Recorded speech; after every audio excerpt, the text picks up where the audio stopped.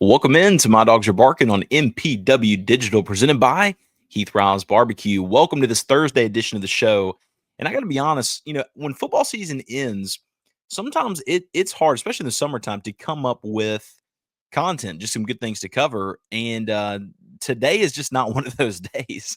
In Mississippi State athletics, there's a lot of big things going on, and honestly, a lot of exciting things going on for Mississippi State. And so we're going to cover those today. We're also going to look at the regional starting tomorrow. Florida State plays, Bethune-Cookman tomorrow in the 3:30 slot, I believe it is. And State is in the 6:30 slot to take on Northeastern. We'll look at that. State has announced a starting pitcher. Not the person that we expected, to be honest, but we'll cover that. Northeastern is still yet to announce who is starting for them. So keeping it close to the chest. Although I imagine by the time this comes out, it's Thursday, but I imagine maybe late Thursday night they'll announce it and get that out there. But we will get into all of those things, head coaching news, basketball news for Mississippi State men, a lot of good stuff to talk about. So we will get there, but we want to let you know that this episode and every episode is brought to you by our presenting sponsor, Heath Riles Barbecue. Heath Riles is home to award-winning rubs, seasonings, sauces, glazes, marinades, and injections. It's created by 2025 Memphis in May Grand Champion and 81-time barbecue Grand Champion Heath Riles. And these products are trusted by pit masters and backyard cooks alike for bold flavor and winning results. I know I went this weekend with the barbecue glaze. See if you can get that on camera. There we go. Cherry apple habanero, and I added it onto some pork belly. And it was fantastic. And, pork belly is almost kind of like candy anyway, kind of like meat candy. And this just added so much extra flavor and also color to it as well. I always heard that saying, you eat with your eyes first. And a part of that is kind of what you're looking like whenever it comes to the meat itself. So Heath Riles will help you out with that. Most certainly. And there's a lot of different places to get Heath Riles products. Over 15,000 retailers nationwide, including Walmart, Kroger, Academy Sports, Lowe's, Publix, Ace Hardware, goes on and on and on. But I think one of the easiest ways to find it is going to heathrilesbarbecue.com. And just for being a listener of the show, we will give you 10% off. So go to heathrilesbarbecue.com. And from there, you will enter DAWGS10 at checkout, just DAWGS 10, all one word, DAWGS10 at checkout. And you'll be able to get a little bit extra off from there. So always want to thank Heath Riles and company. I'm so thankful for them. And also, we want to let you know that this episode is brought to you in part by ARPA's in the Cotton District. ARPA's, Jose and his family are just so fantastic, man. Give them a try. If you've never tried ARPA's, you need to.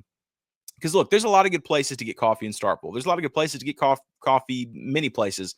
However, to me, none of them are like ARPA's. It's a completely unique experience every time you go to ARPA's because it's Venezuelan coffee, Venezuelan restaurant. And it's just awesome. It's a unique experience. And here's the deal. Every single time you go, we will give you 15% off. Just mention whenever you're checking out, hey, I'd like to use the 15% off discount for being a My Dogs Are Barking listener. And Jose and his family will say absolutely and give you 15% off today, tomorrow, the next day. Every time you go in, they have it's like a butter pecan latte type of thing. And it's fantastic. But also just their regular black, dark roast is really, really good too. So make sure you give ARPA's a try.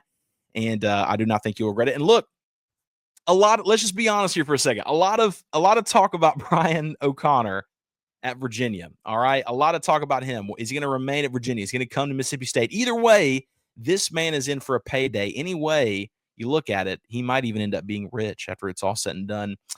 But what does it mean to be rich? Maybe it's less about reaching a magic number and more about discovering the magic in life. Skip Langley is your Batesville, Mississippi, Edward Jones financial advisor, serving clients in the area and across the state of Mississippi. Count on him for financial strategies that can help you support a life you love, because the key to being rich is knowing what counts. So contact him today at 662-563-9843, and together you can find your rich. Edward Jones, member SIPC. Always thankful for our sponsors of the show, and let's get into it. So Mississippi State announces their starter for Friday night against Northeastern, and it is Ben Davis. And I got to be honest, man, I was pretty shocked to think that Ben Davis got the start for Mississippi State because we weren't thinking that Pico was going to be able to start the first, we didn't think he was going to be able to start Friday night because you want to save him for if they get to go up against Florida State. However, I thought the easy kind of choice would have been Evan Sierre. but it was not. And so that they go with Ben Davis again. Just it's a little surprising. But I was kind of trying to think through. Okay, what's the strategy here? Like, what's the main reason you wanted to go with Ben Davis? The biggest and like the easiest reasons are you want to save Pico for a big game, right? 107 strikeouts. I mean, the man's bad news. But Evan Ciari just again seemed like the guy you want to go with. But you also you might need him multiple times throughout this weekend. And so I think they looked at it and said, okay, well, can Ben give us can Ben get us through half the game and let our offense take care of things? Another thing is possible. Again, we don't know who the starting pitcher is from Northeastern, but I'm wondering maybe they have an idea of who they're going with, and they thought, okay, I think State's got a good shot of hitting off of this guy. Because other than that, I'm just kind of trying to go through some of the reasons on why it would go with Ben Davis in this first one. And again, I mean, Ben's had some really solid strikeouts and really helped State in some tough situations this season. And look, I mean, he has pitched 52 innings this season. Yeah, 52 innings. He's got 58 strikeouts. So like obviously the guy he can get guys off base. Batters are hitting 236 against him. But I think this tells us a couple things. State might already have an idea. Again, by the time this comes out Thursday afternoon, we might know who Northeastern starter is. I think the one guy against the State was kind of afraid to, or not afraid, but the one guy that I think State certainly has their head on a swivel on is if Northeastern goes with their ace, Will Jones. And Will Jones is bad news, man. And if it's not Will Jones, it'd be probably Jordan Gottsman. There's a 2.30 ERA. He also has a very impressive 91 strikeouts on the season, so he's no slouch. That's his number 2. But anyway, I just maybe State thought, look, if we can get advantage of in the first game against Northeastern, and then roll into our second game and use Ciari there, and maybe save Pico for another game. I'm always interested in the strategy of pitchers and when do you save your arms, when do you go with them. But State's decided they're going to go with Ben Davis there in game 1. So again, certainly understand you do not want to waste Pico for this game. But again, very very surprised about them going with Ben instead. So we'll see where it goes there in game number 1. Now Florida State's first game is against Bethune-Cookman tomorrow. That's going to be your first game. And here's something interesting about Florida State. Florida State has 2 pitchers. I mean, probably the best pitcher, one of the best pitchers in the nation, but they have 2 pitchers that almost both of them have had over 100 strikeouts. Is pretty unbelievable. And so like their pitching is pretty great. But their bats are really, really good as well. I mean, like I mentioned on the show Monday or Tuesday, they have, I think, 6 different guys that bat over 300, and then have several other guys who are on the cusp of 300. So they can really, really hit the ball well. What's funny is Florida State did actually play Bethune-Cookman earlier in the season and won 9-7. So both teams can hit. I mean, honestly, Bethune-Cookman, I mean, like you laugh and go, oh, well, they're a 4 seed. There were several teams last season that were 4 seeds that advanced to the super regionals. And I'm not saying Bethune-Cookman's going to do that, but Bethune-Cookman has several really good hitters on their team. I don't think their pitching's not their strong suit, but their main kind of strength is their bats. And they have several guys that can hit really well. Andres Martinez is one of the best guys, certainly in that conference. He might be probably the best player in the conference, but definitely the best hitter on their team. Just interested to see how things go in that. Again, Florida State got the best, in the first of the matchups, but that was very early into the season. I think that might have been the 9th game of the season, 9th or 10th game. And so it'll be interesting to see, like, now that you're at the Tallahassee regional, the crowd, is going to be excited. You got to wonder if Bethune-Cookman can stay that close. I keep wanting to call them FAMU because you got those similar colors. So I'm thinking, okay, that's it. But no. So interested to see there again. I'd be very interested to see what Northeastern announces for their starting pitcher for Friday night. And look, here's the news that's been on everyone's mind for the past couple of days, and now it's starting to become a little bit clearer. And that is Brian O'Connor, the head coach of Virginia, is reportedly being going to be announced as Mississippi State's head coach at the end of the season. for State. So State's done after this weekend. It can be official this weekend. State's done on Wednesday of next week, or whenever it is. State will announce him as the next head coach. And reportedly, Wake Forest's pitching coach would follow him. Corey Muscara would be coming along. And if so, that would be huge. I mean, that would be massive. And Justin Parker has been outstanding. He's been a really good pitching coach. But Corey Muscara, he could be a head coach anytime, even this season, if he really wanted to. But if he follows Brian O'Connor to Starkville, it tells us a couple of things. I think one of the first things it tells us is that State really is dedicated and kind of buying in to this kind of idea that baseball is going to be something that they're going to go all in for. And look, Mississippi State football is something that people get excited about, and basketball gets people excited. But baseball is where State has the best opportunity to go and be a main name. They have the facilities, they've got the stadium, they have the fan support. I mean, the fans are showing up when the team just awful earlier this season. And it's a different situation from where Brian O'Connor is at Virginia. So if I can see why that's attractive for Brian O'Connor, but it also has to be hard to leave a place that you've literally built up. I mean, he's been there for 21 years. I mean, that's difficult to leave after you have built up to go to 7. I think he's gone to 7 College World Series since he's been at Virginia.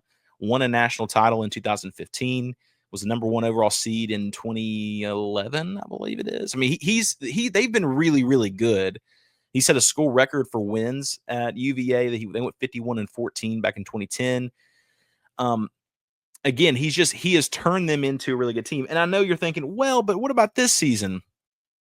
I don't know. I mean, what about them? Like, yeah, they weren't great this season. They missed the postseason, but every other season he's been outstanding. 3 out of 4 seasons he's gone to the College World Series.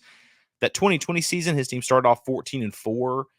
And again, they won the national title back in 2015, and then they were the World Series runner up in 14. So I mean, they have been. They were at a super regional the year before that. So he's got a lot of success. I don't really think the success part is what people need to be sold on. I think there is an opportunity for people to get really excited for the fact that State might really have people that are completely bought in to making Mississippi State baseball great. And look, if you're a State fan, I would assume that you look at everything Mississippi State has done and could be and go, look, if we're okay in football, we're okay in basketball, but if we're hosting a regional back every single year in Starkville for baseball, you take it. If you're a bowl team in football, which at this point would be would be kind of deemed as successful, that'd be awesome. If you are making the NCAA tournament every other year for basketball, that's really, really good. But even if you don't, if your baseball team is consistently very successful, most people in Starkville will take that. Now in Tuscaloosa, they wouldn't take that. In Auburn, they wouldn't take that. Knoxville, that's not something they want. LSU and down Baton Rouge, they don't want to do that. But in Starkville, that's something that you can do. And if that is the case, if that really does work out that way, then Mississippi State could be in. I think many people would buy into that. And allegedly, there's also a possibility of a lot bigger commitment to NIL and player retention and that kind of thing. State looks like they're in a very good spot going forward if this actually does come to pass. And it seems like that is what is going to happen going forward. So we'll see where that goes over the next couple of days. It's kind of funny, like almost everything's being announced as if like, okay, yeah, this is really happening. This is going to happen for sure, but we don't know. You never know if it's written out. And Robbie Falk from On3 even reported it's not like the head coach has accepted the terms of the deal and that this is a done deal and everything, but it appears as if things are tracking that way. And the way I would look at it is, I think as long as State gets through the weekend and he does not announce like some sort of extension at Virginia, I think that means he's going to be in Starkville. And honestly, you might not have to worry about that. Like in the end, it might be a situation where State gets eliminated this weekend and they announce it, whatever, on Sunday afternoon or Monday, Monday morning press conference kind of thing. I don't know. But that's kind of my thoughts on where things are for Mississippi State. But it seems like they're going to get a very successful head coach, one of the best head coaches in the NCAA. And that kind of thing just doesn't happen in football, and it really doesn't happen in basketball. But in baseball, Mississippi State is different compared to all other sports. Just there's just a lot more support for that than there is for other things. And many other programs, Virginia included, can't say that about their baseball program. That's just one area where State has got a lot of support. So I'm interested to see what happens this weekend. It's kind of funny. Going into a regional, most State fans are on the edge and going, man, we expect to get to the Super Regional. I don't think anyone's expecting to get to the Super Regional, but they're kind of going into this. I feel like there's a lot of people that are just kind of like, okay, we'll see what happens. All right, we'll see. And not really a ton of pressure because they know once the season's over with, they at least know, okay, I've got a new head coach. I can lean into that and trust that's going to be a part of kind of what happens going forward. So we'll keep you notified on Twitter. We'll mention anything that gets out. But I would expect at this point, just because the amount of different people and reliable people reporting that this is going to happen, it seems that way. Pete Nakos was one of the main ones that reported that's large. But I will mention that Pete Nakos also crystal ball Jackson Arnold to go to Mississippi State. I'm just saying. Don't shoot the messenger. I'm just saying. Anyway, as mentioned, Ben Davis will start on Friday night for Mississippi State. I would imagine, if State beats Northeastern and ends up playing Florida State, I would guess that they would go with Pico and then let Evan Ciari play the game 3 if that was to happen. So maybe that's what they're thinking. Like, look, if we get past this team, let Ben be playing in that game, we almost have a little bit of house money situation where we have our pick of which one of the two guys matches up better. I'd imagine it'd be Pico, and then Evan Ciari. Can you get one win? And then go get one more.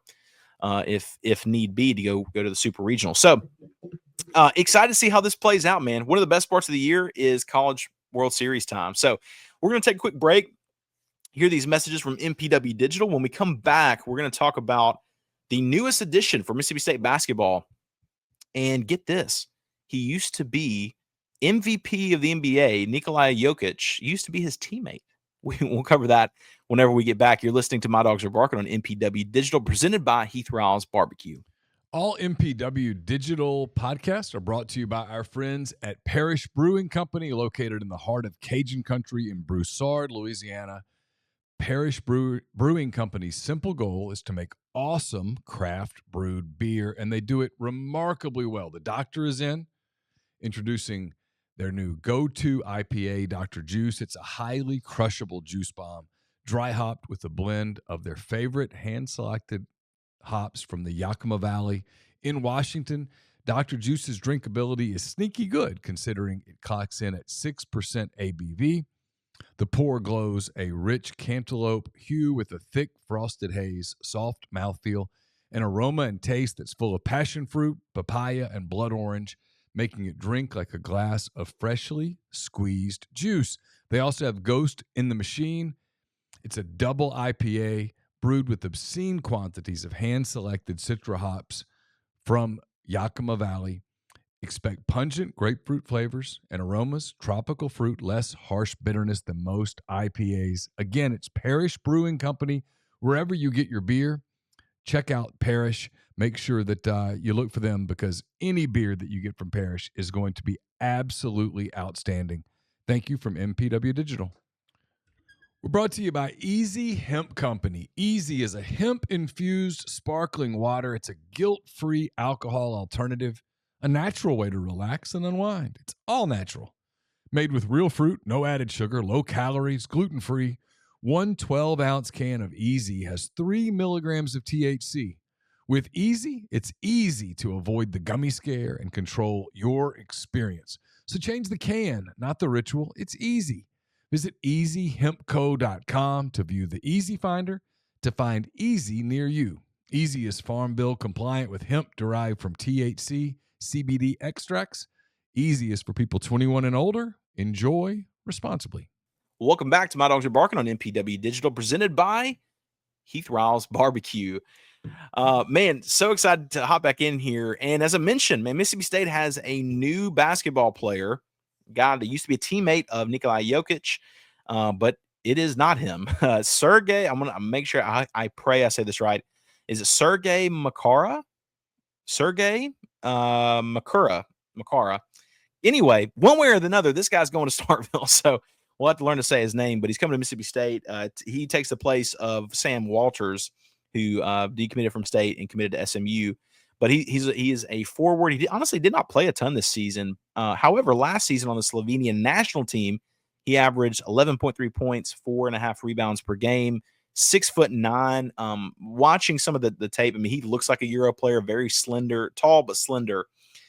Really interested to see how this goes. And honestly, there's a lot of influx of European players coming into college. And because I think with some teams, I think they know I can make more money now with NIL than I can with some of my professional teams or some, my national team kind of thing. And he's no different. And look, there's a lot of really good European players that are coming into the season. I don't know if he's going to be one of those guys that's really takes over. How will he play alongside Encore? I don't know, but I do like it. I mean, he's adds some extra depth, and I think this also tells you that I think State was waiting on was it Ben Lubin from North Carolina, the forward who was transferring, had interest in State. At some point, State had to move on. You can't keep him around forever. At some point, you just got to move on and keep going. Which is good dating advice for any of you young men out there that are searching, man. Just at some point, you got to move on. And that's exactly what Chris Jans did with Sergey Makara. And so anyway, I like what I've seen from him. You never know what that's going to be like, versus the SEC kind of size. That's going to be a little bit different. That's one thing I'm interested in with all the European players that are coming in. It's a little bit of a softer game, a little bit of those mid-range floaters, much more the three, a lot less D, like not a ton of defense. What's that going to be like whenever they go up against some of those other guys? That's one thing I'm not sure of. And he's another one of those guys that you wonder, like, okay, well, where is this going to go? But it appears State could add one more player. I think they're probably fine as is. Overall, I mean, look, State's recruiting class for high school was 12 coming into this season. In the nation. So that there's several good guys. Jamarion Fleming, the Mississippi Player of the Year. T. Bartlett, 4-star center. King Grace, a top 100 guard. There's several really good players from Mississippi State coming in this season. So I like the depth. And Josh Hubbard announced he's back. Quincy Ballard announced he's withdrawn from the draft. That was kind of funny. He committed to Mississippi State, but then announced he's going to the draft and then withdrew, came back to school. But many people didn't even know that he had even declared this NIL. I don't know how to explain this whole like time in college sports is so confusing, man. So confusing. But anyway, State does add some depth there. I wonder how he's going to fit in. I keep thinking, so with this team, tell me what you think in the comments below. There's been a person on the past, all of not Ben Howland, Chris Jans' teams that have been a transfer that has just not worked out. Either they played a couple games and it's been done, or didn't play at all. I think actually with all of them, I think they played all a little bit. But in each of his 3 seasons, he's had a player that has come in, played a few games, looked promising, or just couldn't, we're trying to get acclimated, and then something happened. They never played again. Very mysterious. That it was it. Kanye Clare was the guy last year. Andrew Taylor was the year before. And the year before that was his last name was Horton. And I am completely blanking. He was a guard from Albany. He was a defensive player of the year in the A10. Jamil Horton? I think Jamil Horton. Anyway, not really important. But I do look, if I had to, I do have a player on this team that I think if there is one guy, this is who it's going to be. I'm not going to say who it is on the show because that wouldn't be cool. But I think that there's one player that I keep looking at and I go, that might be the guy. Because it's happened with all of Chris Jans' team players thus far. And maybe it won't happen at all, and everybody will come in, it'll be just fine.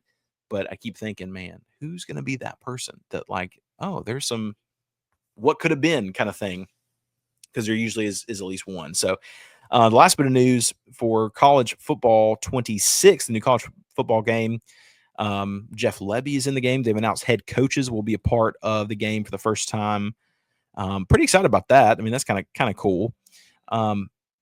Overall, I'm just always just glad for a new college football game. I played. I mean, that's all I sat and played forever last season, and it's gonna be a little bit different this season. Like we're about to have a child here in a couple of days, and so I'm not really sure how to Jedi mind trick my way to like hold a child and play NCAA at the same time. But there's time to learn. There's time to get that just right. And then also Mississippi State announced some times for games, and they announced Mississippi State and Arizona State is a night game, 6:30 kickoff on September 6th in Davis Wade, and that'll be really exciting. Last year, Arizona State got them in Tempe, and 28-21, State could not run the ball, and they also could not tackle Cam Scatabo. And Arizona State went on to go to the college football playoff, and Mississippi State ended up going in the complete opposite direction. And they have an opportunity to kind of right things, kind of get things correct going forward. So looking forward to seeing where those things go. What are your thoughts? Do you think Brian O'Connor gets hired by Mississippi State this weekend? Do you think it happens soon, here in these next couple of days?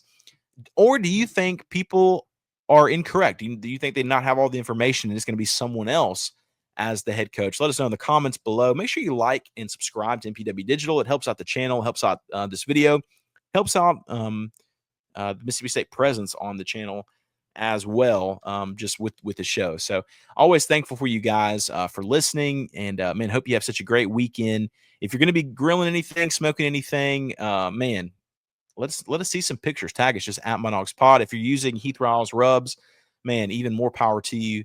And if you need to buy anything before then to get it rushed to your house, I ordered something yesterday and it got to my house today. Crazy. But whatchamacallit, make sure you use the code DAWGS10 at checkout. So exciting times for Mississippi State, exciting times going forward, not just this weekend with the regional, but going forward, having Brian O'Connor as the head coach potentially could change some things for Mississippi State. Thanks so much for listening to My Dogs Are Barking on MPW Digital, presented by Heath Riles Barbecue. We'll holler at you next time.